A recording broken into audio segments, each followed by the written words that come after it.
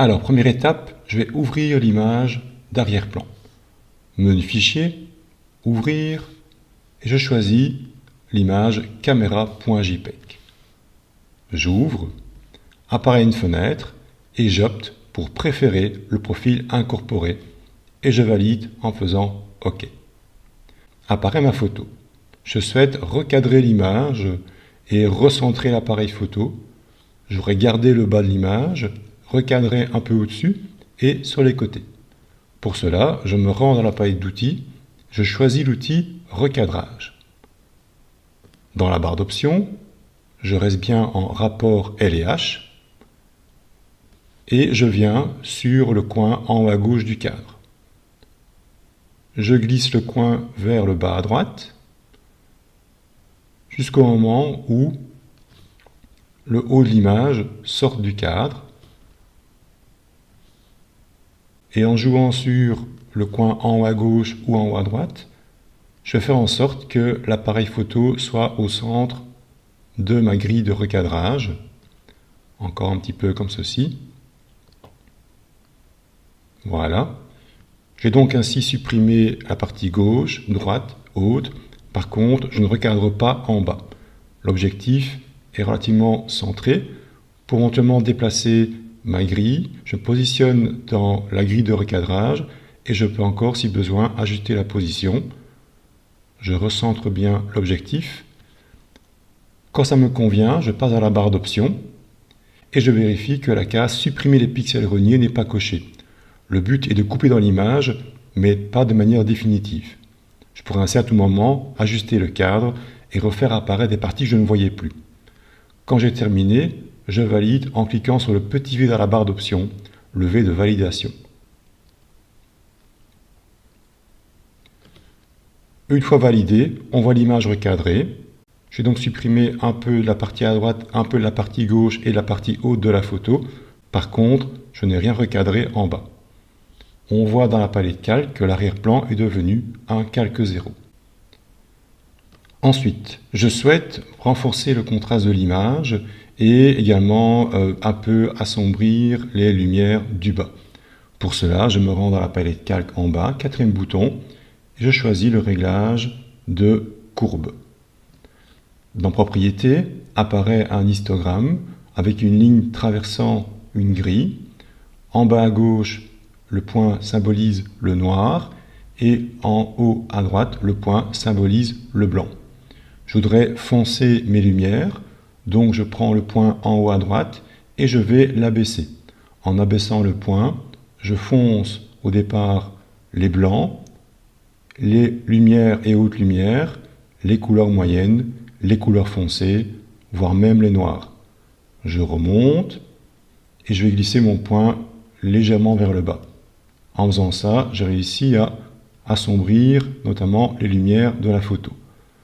Pour gagner en contraste, je vais me créer deux points. Je vais me créer un point en bas, d'un clic, je crée un point, et je vais créer un point au-dessus, d'un clic, je crée mon second point.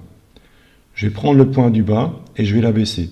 En abaissant le point, j'assombris les zones sombres de l'image. Je prends le point du haut et je le remonte. Et là, je vais éclaircir légèrement les lumières.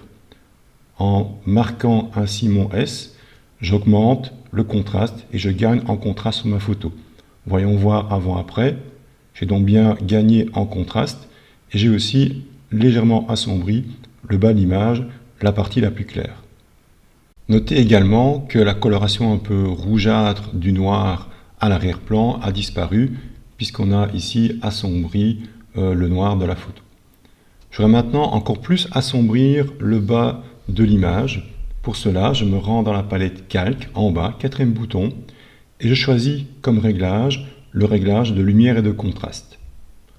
Apparaît donc dans ma palette calque un nouveau calque, un calque de réglage, avec à gauche une icône symbolisant mon réglage de lumière et à droite un masque de fusion. Dans Propriétés, deux curseurs, je vais glisser mon curseur de lumière vers la gauche jusqu'à environ -100, ce qui va assombrir fortement pour l'instant l'ensemble de l'image. Je voudrais maintenant localiser mon impact uniquement dans le bas de la photo. Je vais donc pour cela inverser le masque de fusion. Pour cela, je fais commande I sur Mac et CTRL I sur PC. Le but est d'inverser le masque de fusion. On voit maintenant dans la palette calque, le masque de fusion qui au départ était blanc est devenu noir. Et donc maintenant, lorsqu'il devient noir, on ne voit plus le réglage. Ensuite, je prends l'outil pinceau, palette d'outils, à gauche, 5e outil.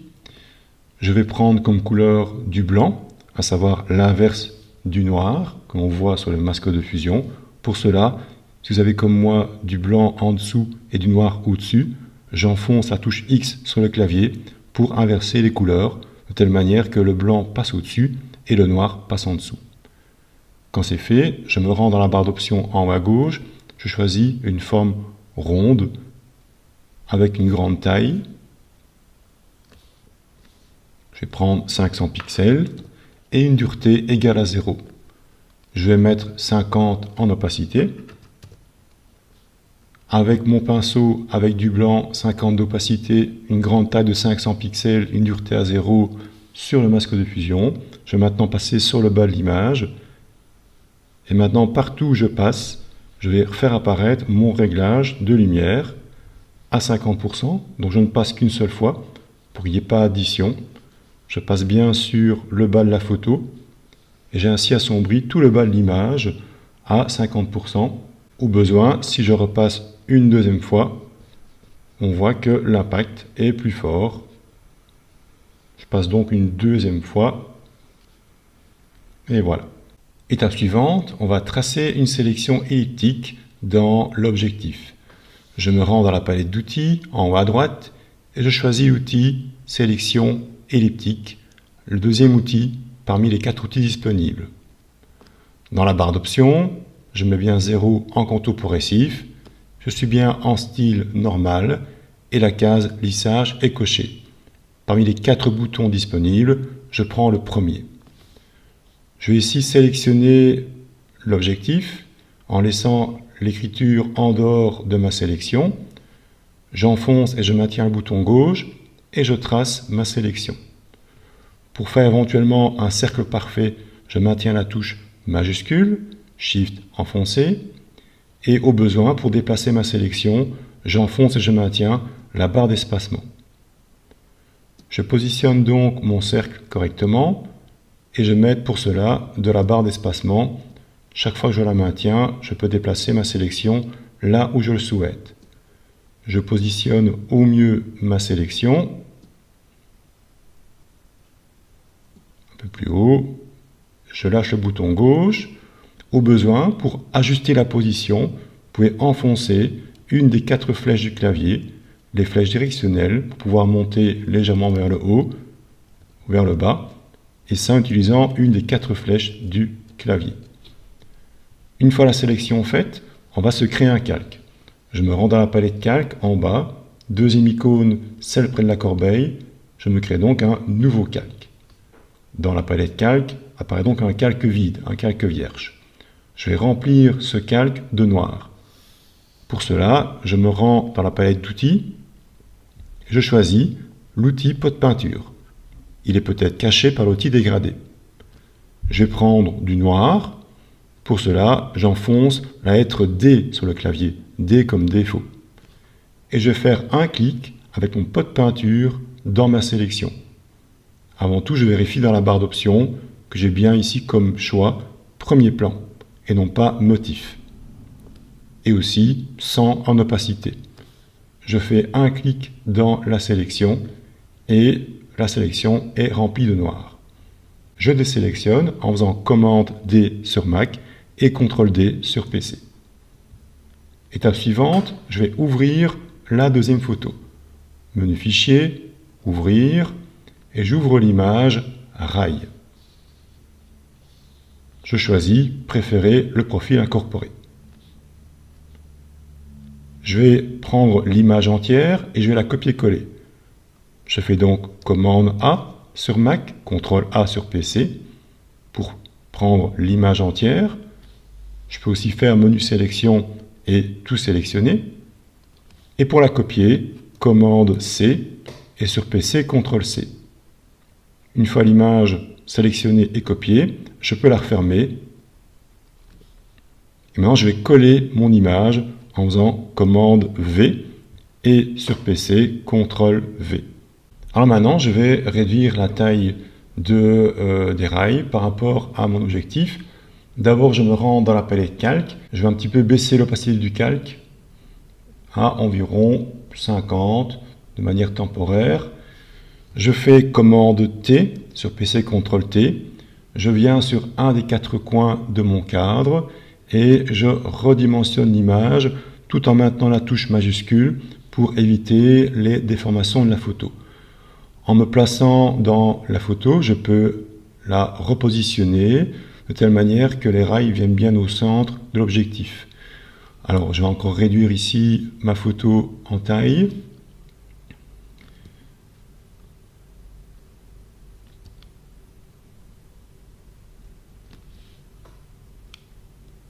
Alors, au niveau taille, on va plus ou moins réduire à environ 55%. On peut voir le pourcentage ici visible dans la barre d'options. 55% en largeur et en hauteur. Au niveau de la position, je fais en sorte plus ou moins que le haut du cadre vienne au bord de l'objectif, ce qui m'amène à avoir ici le point de fuite des rails plus ou moins au centre de l'objectif. Au niveau du bas, on est pas mal. Avant de valider, je m'assure ici que les rails ne sont pas coupés. À gauche, c'est correct. À droite, ça ne l'est pas. J'ai un petit peu tiré sur le coin inférieur droit. Voilà, comme ceci. Un tout petit peu repositionné. On est bon au niveau de la taille. Quand ça me convient, je valide par Enter sur le clavier. Je me rends dans la palette calque et je remets 100% en opacité. Je voudrais maintenant que les rails n'apparaissent que dans le rond. Pour cela, je vais écrêter mon calque. Je vais venir entre le calque avec les rails et le rond et je vais faire Alt plus un clic. En faisant Alt plus clic, va apparaître une petite flèche à gauche des rails et on voit que le mot calque est souligné.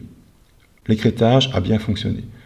On voit bien sur la photo maintenant que le décor n'est visible que dans le rond. En effet, grâce à l'écrêtage, maintenant la photo des rails n'est visible que dans le cercle. Le calque est écrêté. Le calque 2 est visible dans le calque 1. On va maintenant faire en sorte que les rails sortent en dehors de l'objectif. Pour cela, étape suivante, je vais dupliquer mon calque avec les rails. Pour cela, sur mon clavier, j'enfonce commande J et sur PC, CTRL J. Je vais sélectionner les rails. D'abord, j'ai un tout petit peu zoomé, commande plus sur Mac, CTRL plus sur PC. Pour déplacer la photo, j'enfonce et je maintiens la barre d'espacement pour déplacer l'image à l'écran. Je me rends dans la palette d'outils, je choisis l'outil lasso polygonal.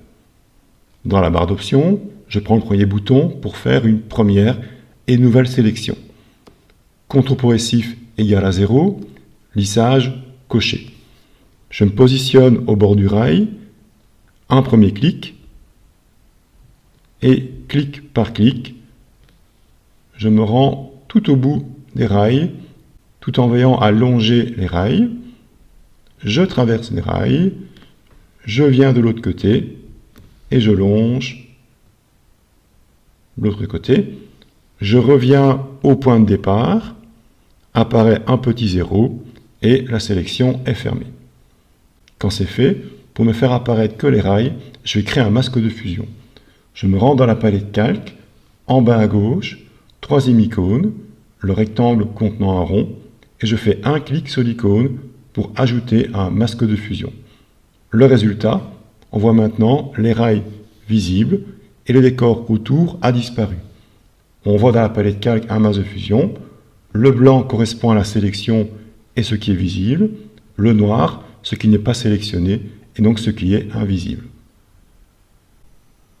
Avant de continuer, je vais recentrer ma photo et faire un double clic sur l'outil main. Alors, je vais maintenant assombrir le premier plan au niveau des rails. Je vais me créer un calque. au-dessus de mes rails et je vais prendre l'outil pinceau. Au niveau taille, je vais rester avec mes 500 pixels, avec mes 50 d'opacité, je ne change rien. Au niveau couleur, je regarde bien le noir et je vais peindre ici au premier plan. Je monte, je commence à peindre et on voit que la couleur dépasse en dehors des rails. Je voudrais que le noir ne sorte pas en dehors des rails. Pour cela, de nouveau, je vais faire un calque écrêté. Je me rends donc dans la palette calque. Entre mon nouveau calque et les rails, de nouveau, je vais faire un calque écrêté. Je me positionne entre les deux, j'enfonce et je maintiens la touche Alt, Option sur Mac, et je fais un clic, Alt plus clic. En faisant ça, de nouveau, je fais un calque écrêté. Ça veut dire quoi? Ça veut dire que maintenant, tout ce que je vais peindre comme couleur noire sur ce calque ne sera visible qu'ici en dessous, à savoir, pour être précis, dans les rails qui sont visibles dans le masque de fusion. Si je continue à peindre, je ne dépasse plus en dehors des rails. Je voudrais un tout petit peu atténuer l'effet. Je me rends dans la palette calque, en haut à droite, je vais un petit peu baisser l'opacité du calque à environ 60 et je vais mettre mon calque en mode produit. Je voudrais maintenant mettre un flou sur les rails au premier plan. Je viens dans la palette calque et je clique sur la vignette correspondant au rail. Je me rends dans le menu filtre, galerie d'effets de flou et bascule et décentrement. Va apparaître un environnement dédié au flou avec 4 lignes. Alors le flou commence en bas de la photo. À partir des lignes en tiré, le flou commence à s'atténuer et le flou s'arrête au niveau de la ligne pleine, la ligne ici gris-blanche. Entre les deux lignes pleines, il n'y a pas de flou et ça recommence au-dessus. De la deuxième ligne pleine au tiré, le flou est progressif et des tirés ici au-dessus, au bord supérieur de ma photo, le flou est au maximum. On a donc une progression dans le flou, flou au maximum, flou de moins en moins fort, pas de flou, flou de plus en plus fort et flou au maximum. Je vais un petit peu dézoomer, commande moins, sur PC, CTRL moins. Je vais d'abord peut-être tirer la ligne du bas, je vais la mettre en dehors de ma photo, je vais prendre la ligne gris-blanche et je vais la positionner plus ou moins là où s'arrête mon flou. Par contre, comme je ne veux pas de flou au-dessus, je vais remonter la ligne du haut en dehors de la photo. Ainsi, je n'ai pas de flou au-dessus, je n'ai un flou qu'en dessous. Quand c'est fait, je vais ajuster mon flou, soit en tournant la petite bague ici blanche, soit en passant ici à droite dans la case flou. On voit ici qu'en augmentant le flou, je perds bien en netteté au niveau des rails. Je vais ici régler mon flou plus ou moins à 20. Une fois que c'est fait, je passe dans la barre du haut et je clique sur le bouton OK. Il calcule. Voilà donc le résultat. Alors je voudrais un tout petit peu que ce soit un peu plus sombre sur les coins ici en bas à gauche et en bas à droite.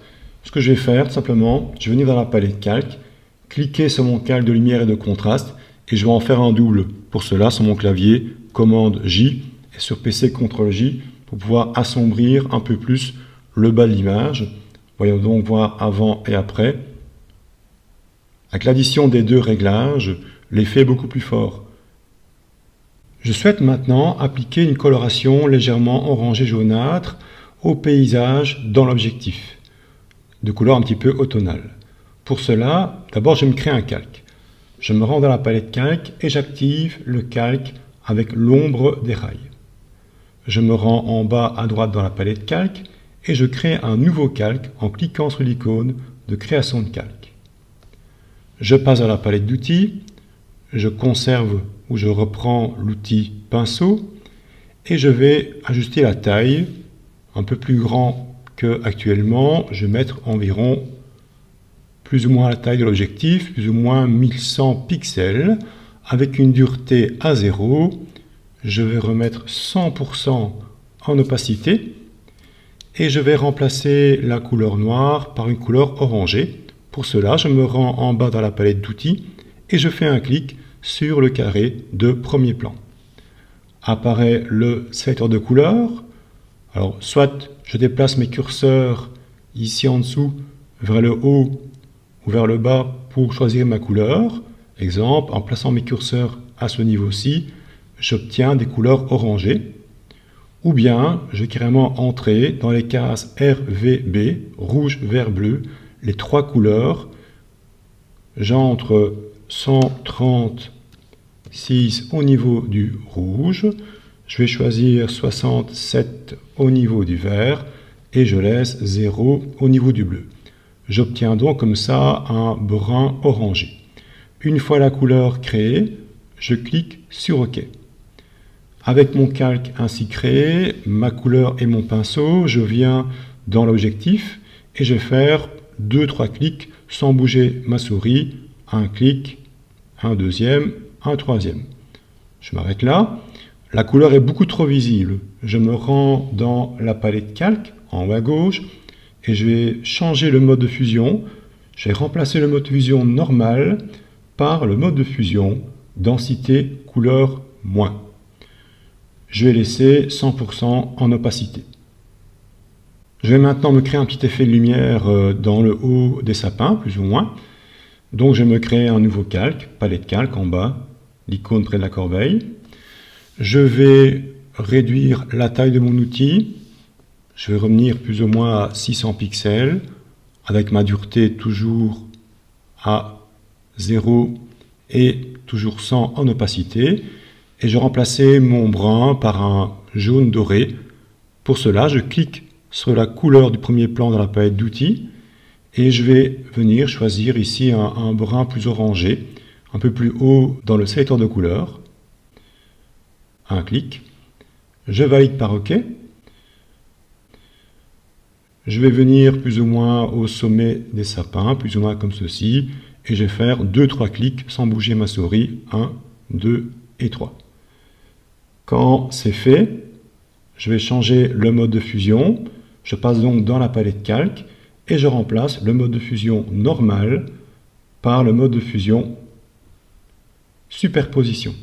Une fois le mode de fusion changé, je me rends en haut à droite dans la case opacité et je vais mettre environ 80% d'opacité. Je vais me créer un troisième calque.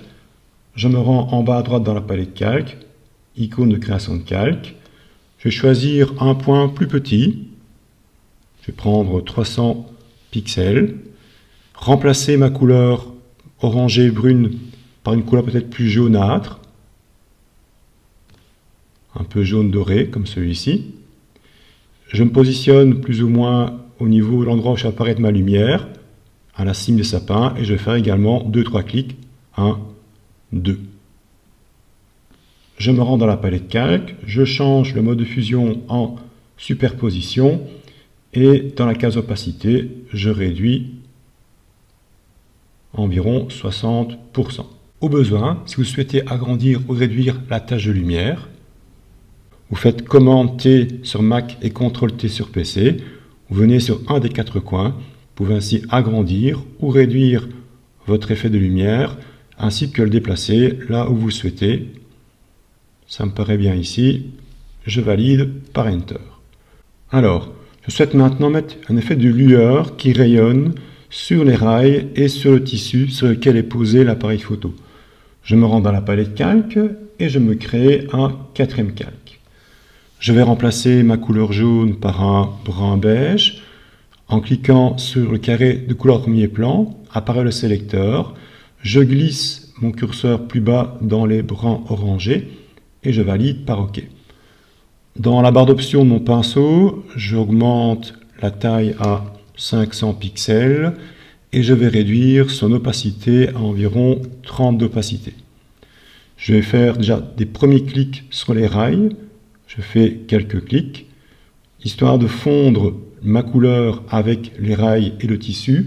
je me rends dans la palette de calque en haut à gauche et je remplace le mode de fusion normal par le mode incrustation. Je vais encore faire quelques clics sur le tissu ici à gauche, quelques clics à droite, un tout petit peu devant, et voilà. Je vais maintenant dans la barre d'options mettre moins d'opacité, par exemple 10, et faire quelques clics pour que la couleur soit un peu moins présente. Voilà.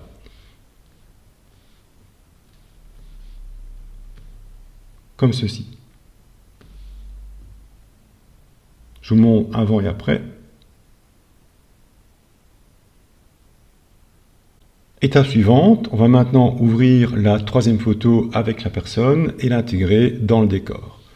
Je me rends dans le menu Fichier, Ouvrir, et j'ouvre la troisième image, l'image personne.jpg.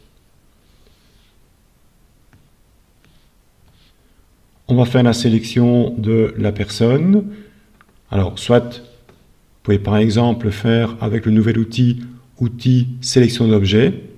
Dans ce cas-là, vous devez entourer la personne, lâcher le bouton gauche, et voilà la sélection qui est automatiquement par l'outil, qui est pas trop mal. Maintenant, il va falloir faire des retouches par-ci par-là. Dans l'ensemble, c'est pas trop mal.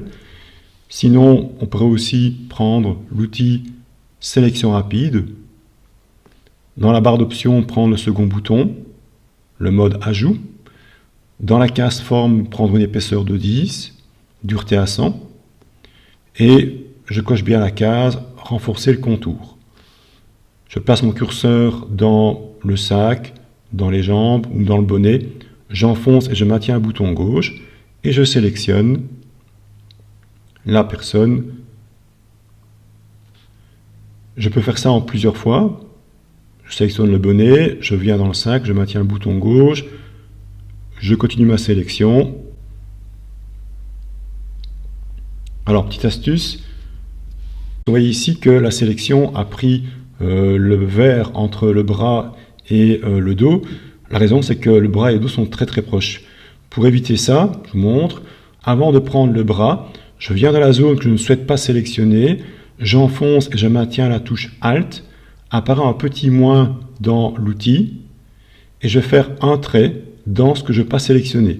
Alt, et je fais mon trait, je lâche la touche Alt, je reviens dans le bras, je fais ma sélection, et automatiquement on voit que la partie verte n'est pas englobée dans la sélection, grâce au fait que j'ai soustrait la zone avant de sélectionner.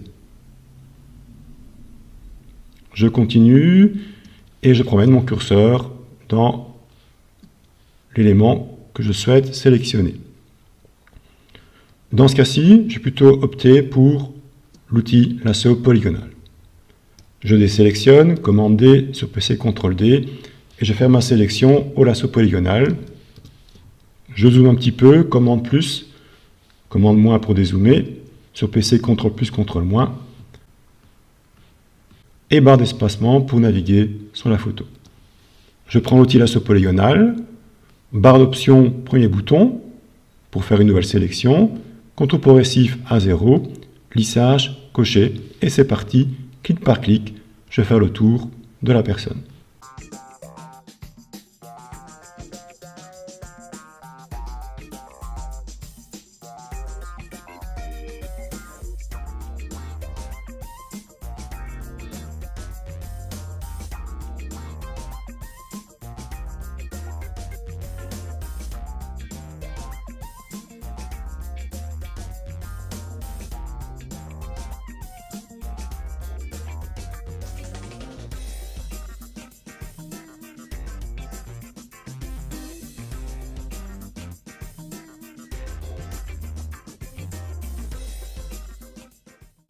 Et voilà, maintenant pour soustraire la partie entre le bras et le dos, j'enfonce le troisième bouton dans la barre d'options de l'outil lasso polygonal et j'entoure les parties à soustraire.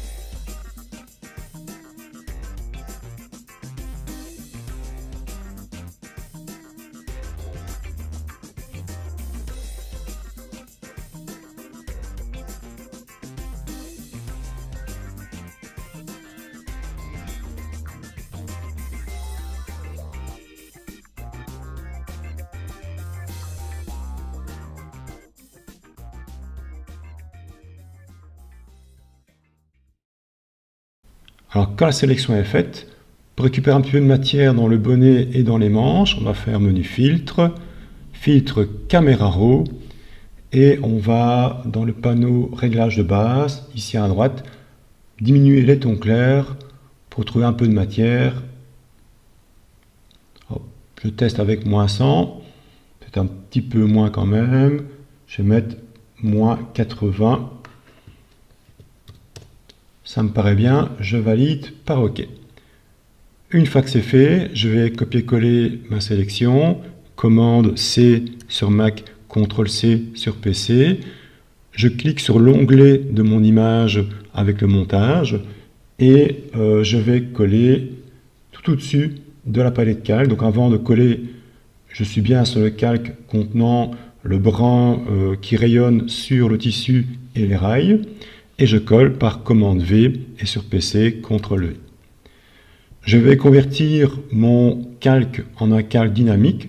Je pourrais ainsi faire des tests au niveau de la taille et selon les besoins, agrandir, réduire la taille de mon sujet sans chaque fois perdre de qualité. Chaque fois, je ferai appel au cadre de transformation. Pour cela, je me rends dans la palette calque, je fais clic droit sur mon calque et je vais faire convertir en objet dynamique. Quand ça fonctionne, apparaît une icône en bas à droite qui montre que mon calque est bien dynamique. Je voudrais maintenant mettre à l'échelle le modèle. Commande T sur Mac, CTRL T sur PC. Je viens sur un des 4 coins et je redimensionne. Avant de définir la taille correcte, je vais placer mon sujet au bon endroit. Je voudrais le mettre au début de l'objectif. Là, il est beaucoup trop grand. Donc, je positionne ses pieds plus ou moins à l'entrée de l'objectif. Je vais encore réduire au niveau de la taille. Voilà, je pense qu'avec environ 20-22%, on n'est pas trop mal. Dans la barre d'options, on a le pourcentage ici en haut à gauche. Je suis plus ou moins à 22-23%. Ça me paraît correct. Je valide par Enter. Je vais un petit peu zoomer pour de plus près. Commande plus. Ça me semble bien au niveau de la taille. Je voudrais maintenant donner une coloration jaune et donc remplacer le bleu de la chemise par du jaune qui rappelle la couleur de l'arrière-plan. Pour cela, je vais me créer un calque. Palette calque en bas, deuxième icône près de la corbeille. Je vais choisir l'outil pinceau. Je vais réduire la taille de mon outil à 100 pixels avec une dureté à 0 et je remets 100% en opacité. Je vais remplacer mon orange brun par un jaune doré. Je clique sur le carré de premier plan dans la palette d'outils. Je glisse mes curseurs blancs un peu plus haut au niveau des jaunes et je choisis la couleur qui me plaît. Celle-ci par exemple, 217 en rouge, 177 en vert, 17 en bleu. Je valide par OK. Si je peins dans la jeune fille, la couleur dépasse. Pour éviter ça, je vais écrêter mon calque. Je viens donc entre mon calque vide et le modèle et je vais de nouveau faire Alt plus un clic. Maintenant, quand je peins, je ne dépasse plus en dehors du modèle. Je vais un petit peu zoomer, commande plus et sur PC, CTRL plus.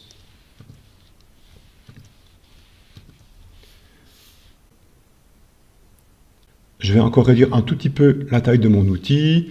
Je vais la mettre, après avoir testé, à 20 pixels. Je vais mettre directement mon calque dans le mode fusion qui me convient. Je me rends en haut à gauche à la palette calque et je vais choisir le mode de fusion couleur.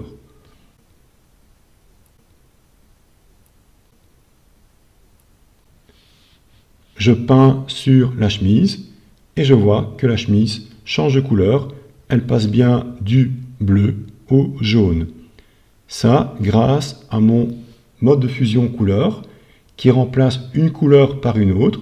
Dans ce cas-ci, je remplace le bleu de la chemise en jeans par un jaune. Je vais prendre un point encore plus petit pour être plus précis, pour ne pas déborder par exemple dans le sac à dos. Si je passe dans la partie noire, pas de problème, Là, la couleur jaune n'est pas visible dans les zones noires.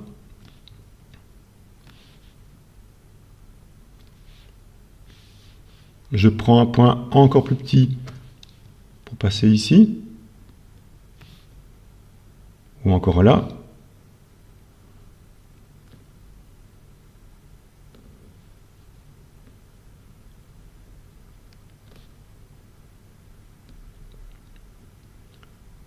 Voilà.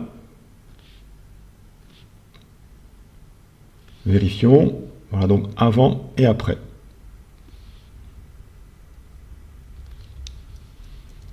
Je dézoome, commande moins.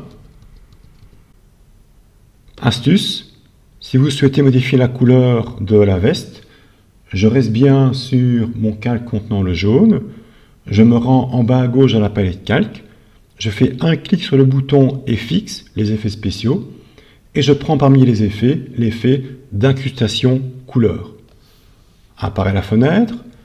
Dans la case mode de fusion, je vais remplacer le mode de fusion par défaut par le mode de fusion couleur. Un clic dans le rectangle à droite et je change ma couleur et on voit en temps réel la couleur changer. Je peux remettre du bleu, du mauve, du rouge et peut-être prendre plus un jaune orangé. Plus comme ceci par exemple.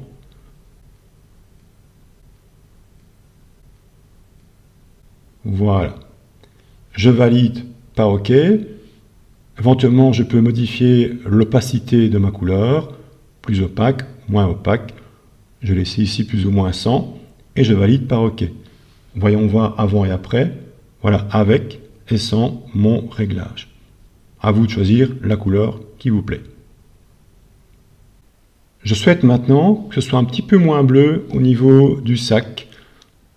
Pour cela, je viens sur le calque contenant le modèle.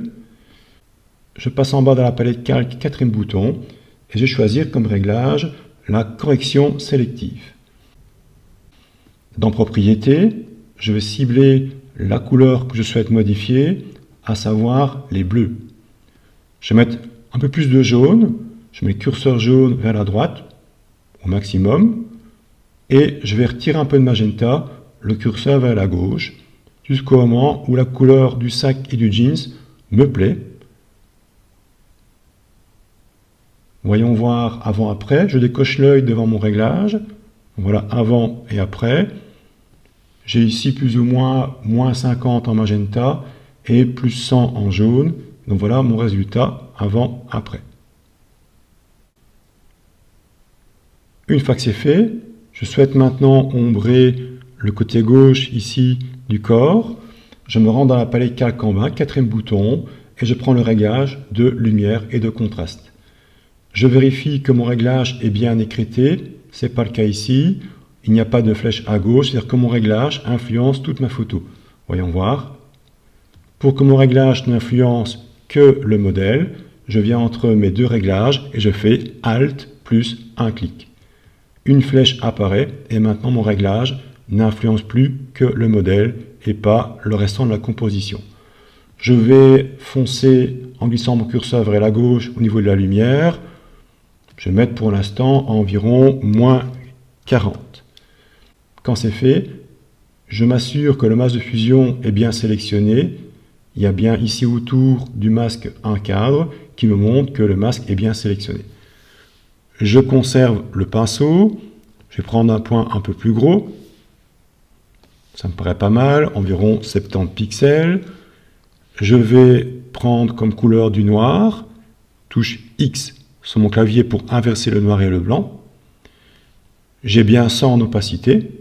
Avec mon pinceau avec du noir à 100 d'opacité, je vais maintenant gommer le côté ombré, ici au-dessus du bonnet, dans le visage, sur le bras, sur le bord du sac, dans la jambe droite.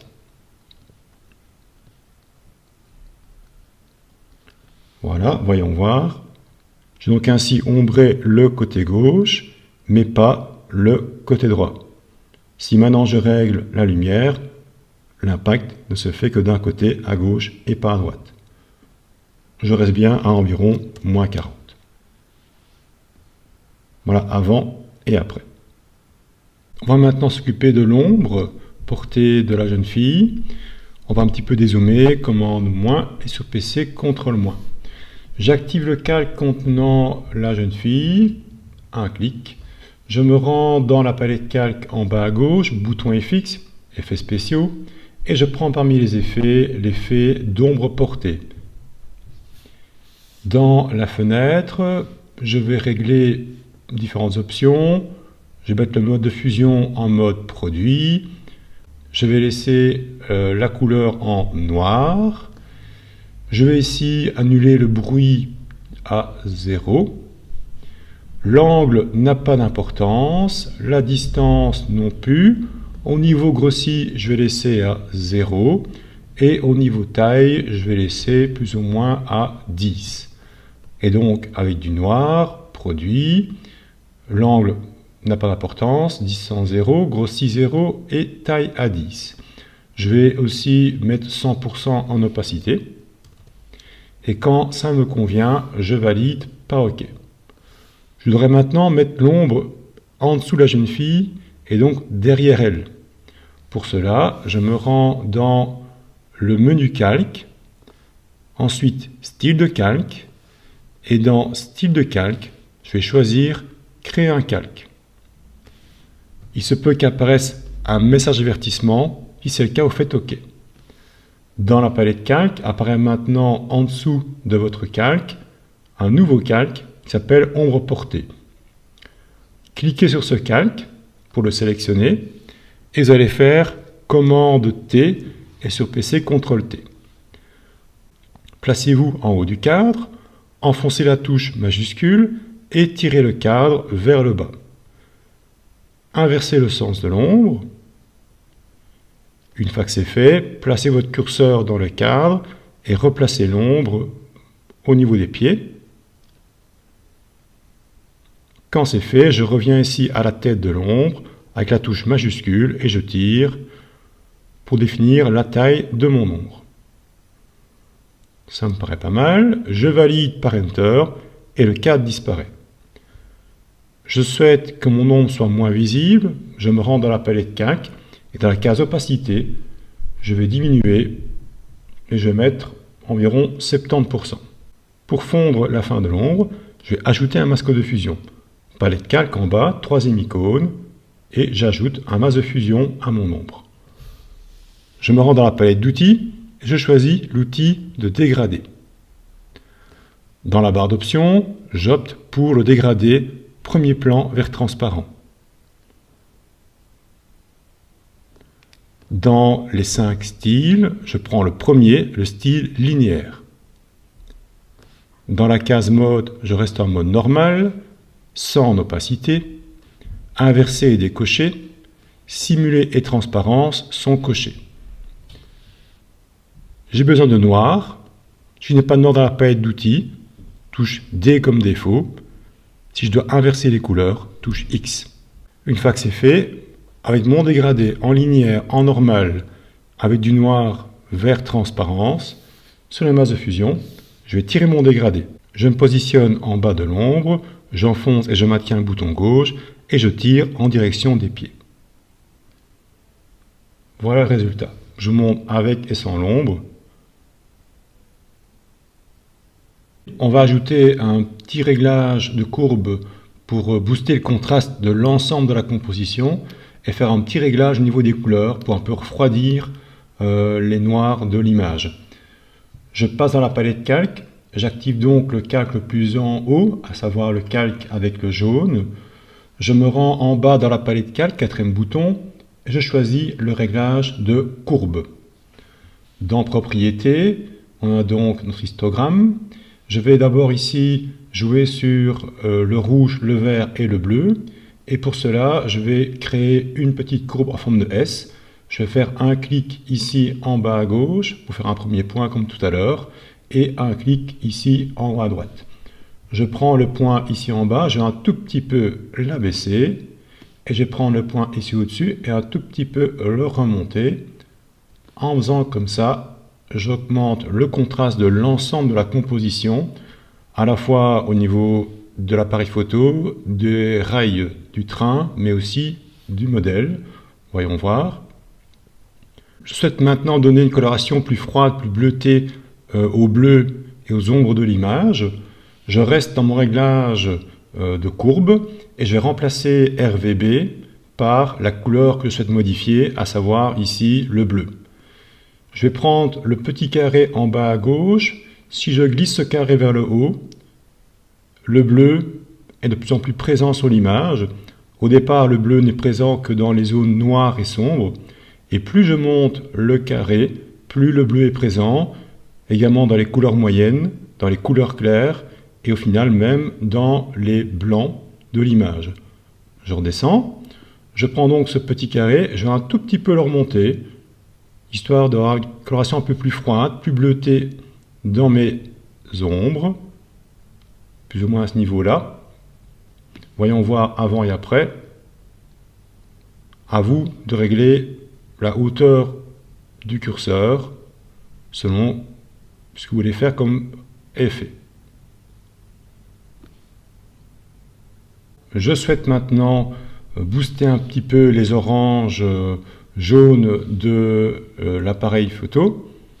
Pour cela, je me rends dans la palette calque en bas, quatrième bouton, et je prends le réglage de niveau. Je vais jouer sur les teintes orangées, donc je remplace RVB par la couleur rouge, la plus proche de mes couleurs orange. Et maintenant j'ai trois curseurs. L'orange dans l'objectif est plutôt un orange moyen. Donc pour jouer avec ces oranges, je vais prendre le curseur du milieu. En le glissant vers la gauche, je vais rajouter du rouge orangé. Je glisse vers la gauche à environ 1,15 environ.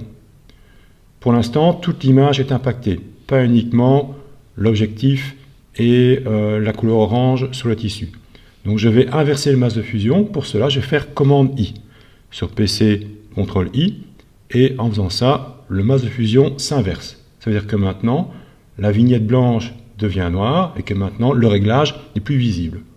Pour le rendre visible par endroits, à savoir ici dans l'objectif et sur le tissu, je vais prendre l'outil pinceau avec une forme assez épaisse. Je vais prendre au moins 600 pixels avec une dureté de 0, avec 100% en opacité, et je vais ici, à la place du noir, prendre du blanc. Touche X sur le clavier. Avec mon pinceau blanc à 600 pixels et à 100 d'opacité, je passe maintenant partout où je vais faire apparaître mon réglage de niveau. Je passe donc sur l'objectif, je passe également sur la couleur orange sur le tissu,